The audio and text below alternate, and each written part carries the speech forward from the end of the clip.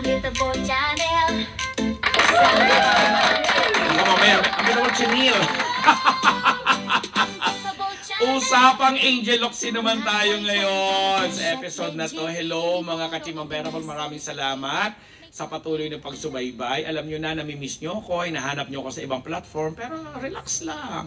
Medyo nagpapalakas tayo, nagpapahinga pag may mga ganitong oras at okasyon, papunta-punta sa farm, pag weekend, alam nyo na, o di ba doon.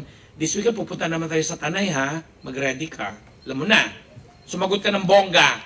Kung gusto mo maambunan. Charot! So anyway, maambunan ang pinag-usap. Ito nga, dahil nga po sa pagtatapos ng PBB Celebrity Collab Edition 2.0 o 2.0,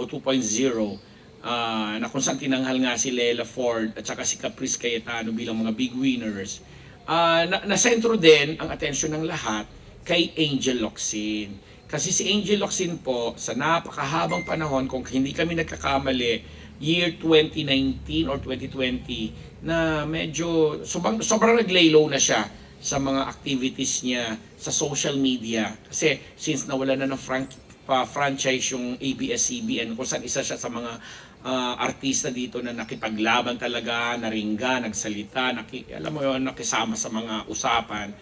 Pero nung time na hindi na nga nakabalik at wala ng mga programa at parang nakita pa natin somehow si Angel na may pinagdaanan sa kanyang health condition, di ba? Na parang dahil sa pagtitake niya ng mga gamot ay parang lumobo siya at hindi siya yung Angel Locsin na nakilala natin nung araw na sobrang sexy sa lalo na nung Darna, di ba? But anyway, at nang ikinasal na siya dito kay Neil Arce, talagang wala siyang activity kahit ano sa social media, kahit pa nga ang dami-daming mga insidente o pangyayari na inaasahan na supposedly ay magpaparamdam si Angel, magsasalita man lang or what, maliban na lang dun sa natatandaan nating okasyon na kahit nga nung mamatay yung tatay niya syempre doon siya pero hindi nasaksihan na gaya ng mga dati niyang ginagawa sa social media na talaga namang ginagamit niya itong social media para iparamdam sa kanya mga supporters o sa mga tumatangkilik sa kanya na nandyan siya.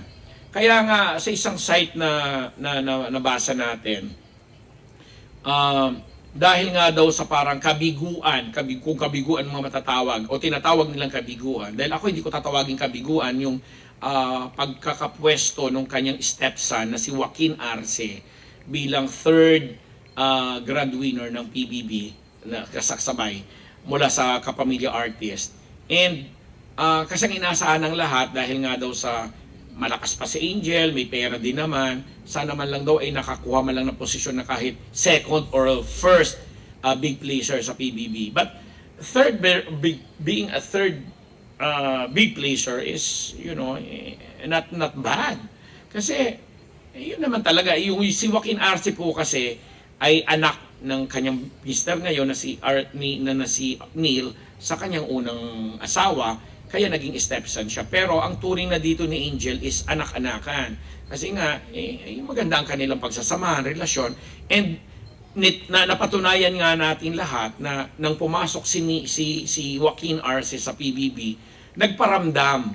Yun nga yung pagkakataon na nagparamdam uli sa social media si Angel at sa pagsisimula pa lang ng PBB na to na edition na yon is parang nakiusap na siya, humihingi na siya ng suporta sa mga tagahanga niya na sana man suportahan din daw yung kanyang stepson. Hanggang sa tuloy-tuloy yun, every time na may nomination, nalalagay sa alanganin at ganyan, binoboto si Neil na manatili sa loob, hanggang magkaroon na nga po ng tinatawag na Big Four.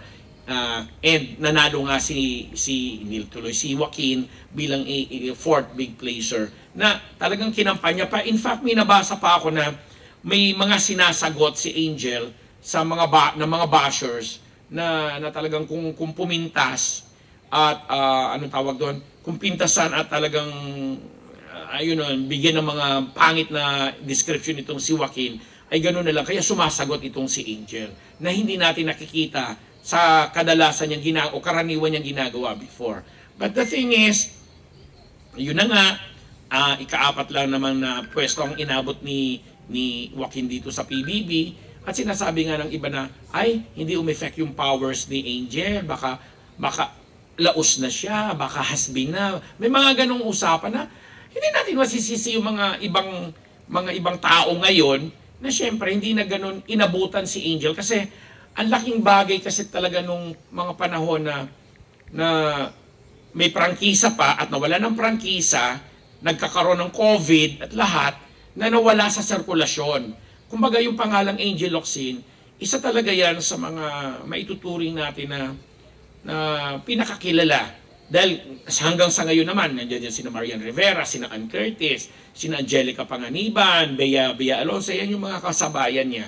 Na alam naman natin ngayon na ang exposure din sa industry ay hindi na rin ganun kalakas. Maliban siguro kina Marian at kay Ann, na regularly napapanood pa rin natin. Kasi may mga daily show sila at mayroon sila mga programang halos nandiyan yan sila sa television. Pero yung si kagaya ni Bea, ni Ing, ni Angelica, etc., kumbaga once in a while na gumagawa ng mga proyekto. Lalo na si Angel Locsin na wala talagang ginagawa at all kahit sa mga endorsements niya, commercials or what. Kasi mas minabuti niya sigurong magsilbi bilang isang mabuting may bahay, mabuting asawa ni Neil at mabuting stepmother ng mga anak nila. So, hindi naman sukatan siguro yon na porque hindi na ipanalo ni Angel Locsin ng kanyang stepson ng mas mataas na pwesto sa katatapos lang na PBB Collab 2.0 edition. Sasabihin na natin wala ng power si Angel, hindi na siya sikat, laos na siya, ganun. Hindi fair. Pero, ganun pa man, sa isang banda na nakita natin dito na kahit hindi totoong anak ni Angel si Joaquin, mararamdaman mo ang klase ng suporta at pagmamahal na kaya niyang ibigay para dito kasi naniniwala rin siya na itong si Joaquin ay may karapatan din naman sigurong pumasok sa showbiz bilang matikas naman, magaling magsalita, may appeal at mabigyan ng mga tamang proyekto siguro at pagkakataon, magkakaroon din ng sarili niyang pangalan. Na yun siguro yung pinaka naitulong doon ni Angel. Yun, kaya kami, we're still a big fan of Angel Locsin. Tagahanga pa rin kami ni Angel. Isa yan sa mga artista na inabutan kami. Kasi syempre sobra kami nauna sa kanya. Na inabutan kami na talaga namang marunong kumilala sa mga veteranong kagaya ko na sa industriya ay talagang alam mo naman yon na panahon pa ng mga Susan Roses, Amalia Fuentes, Vilma Santos Noronor ay nandiyan na.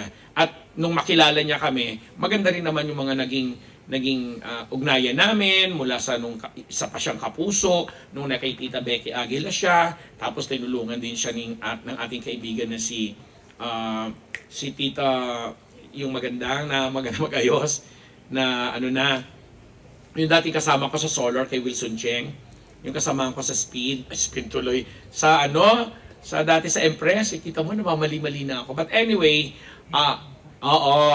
si Tita Emmy. Si Ma'am Emmy na na rin. Tapos of course, si Manay Ethel Ramos na talagang yan yung mga tumulong at nag-aruga sa kanya hanggang napunta na po siya sa Kapamilya Network.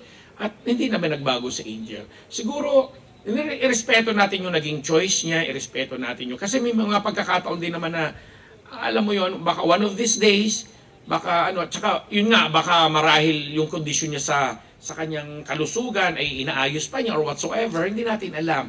But for now, sigurado ako, yung naging suporta niya sa kanyang stepson na si Joaquin o anak-anakan niya, ay talaga namang hindi natin matatawaran at hindi dapat questionin. And on that note, maraming salamat sa inyong lahat. Magandang buhay, magandang araw. Ako po ang inyong lingkod, Papa Unbearable Ahmed Nabus. Si Papa Ambet, eto na naman insight at wisdom galing kung saan. From kanto stories to trending views, pag siya ang nagsalita,